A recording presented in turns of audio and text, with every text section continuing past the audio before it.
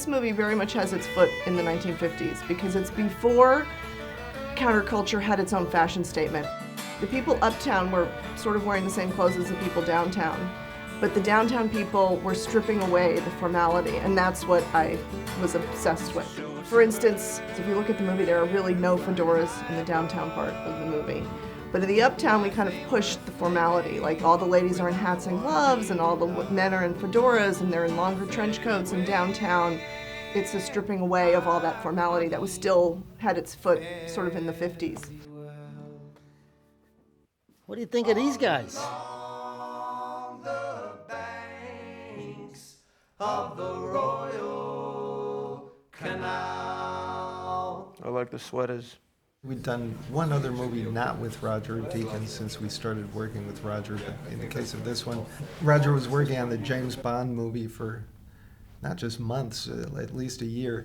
So this movie we worked with Bruno Delbonnel, somebody actually that we'd worked with once before and for the compilation film Paris Je t'aime. You know, I wanted always to have the set to fall off in shadows, you know, just the actors are lit, but then the set vanished.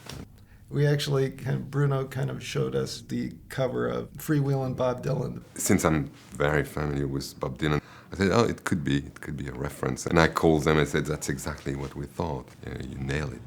That's actually, as I say, what we ended up with, surprisingly, at the end of the day. It's weird when the plan actually works. It's 1961, it's winter. Things in New York have evolved, so we found ourselves having to do something at every place, and on a smaller budget movie like this, you really have to be crafty about it.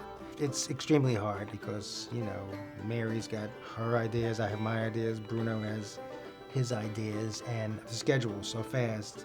We all just had to stick to a look.